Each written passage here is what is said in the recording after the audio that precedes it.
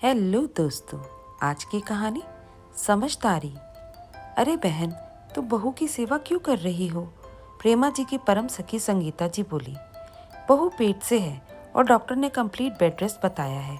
तुम्हें तो पता है, पहले भी बहू का मिसकैरेज हो चुका है। बड़े इलाज और मन्नतों के बाद ये दिन आया है। अब मैं नहीं करूँगी तो कौन करेगा, तुम ही बताओ। प्रेमा जी ने तुरंत उनकी बात को काटा। तुम क्यों करो, मेरी मानो, मायके भेज दो। सेवा और खर्चे दोनों बस से बच जाओगी। इसी में अक्लमंदी है। ये तो बहुत गलत बात हुई। बहू हमारी है तो उसकी हर बात की जिम्मेदारी भी हमारी है। हमारे घर में रहकर सबकी सेवा करती है। जब उसकी तकलीफ हुई, उसकी सेवा करने की बारी आई तो उसे मायके भेज दो। नहीं, मैं ये गिरी हुई हरकत बिल्कुल नहीं करूँगी। बल्कि मुझसे जो भी बन पड़ेगा वो मैं अपनी बहू के लिए करूँगी।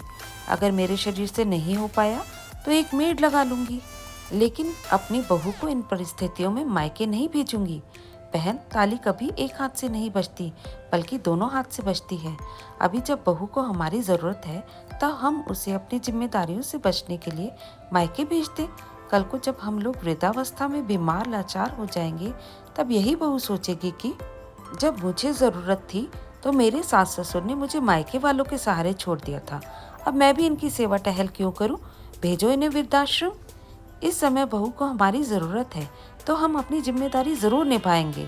तभी तो बहू बेटे से अपनी जिम्मेदारी उठाने की उम्मीद करेंगे।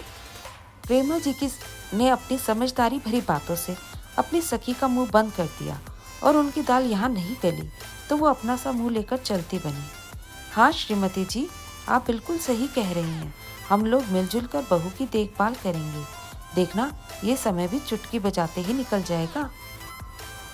बाहर वालों का तो काम ही है दूसरों के घर की सुख शांति भंग करना। आपने अपनी सखी की बातों में ना आकर बहुत अच्छा किया। ऐसे लोगों से दूर ही रहा करिए। प्रेमा जी के पति गिरधर जी, जो इतनी देर से उन दोनों की बातें सुन रहे थे, बोले, मुझे तो पता ही नहीं था कि मेरे मम्मी पापा मेरी पत्नी का इतना ध्यान रखते हैं। इसे कहते हैं परिवार, जो अपनी बहू की परेशानियों में मायके वालों का मुंह नहीं देखते। तब तक बेटा रोहित भी ऑफिस से आ गया और अपने माता पिता की बातें सुनकर खुश होता हुआ बोला, मम्मी पापा, आज आप लोगों की बातें सुनकर मेरा मन भर आया। माँ, आपने जिस तरह संगीता आंटी को मुंह तोड़ जवाब दिया, मुझे बहुत अच्छा लगा। एक बार को तो मुझे लगा कि आप उनकी बात मानकर कहीं सच में डिलीवरी के लिए मायके न भेज दें, लेकिन आपने उन्हें अपनी समझदारी भरी बातों से निरुत्तर कर दिया।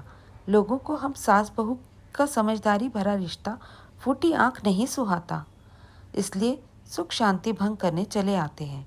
बहू रोशनी ने अपनी सास से कहा। हाँ बेटा, अगर हम खुद ना चाहें तो कोई हमारे घर की सुख शांति भंग नहीं कर सकता। कहते हुए प्रेमा जी ने रोशनी को गले लगा लिया। धन्यवाद दोस्तों। कैसी लगी आपको आज की कहानी?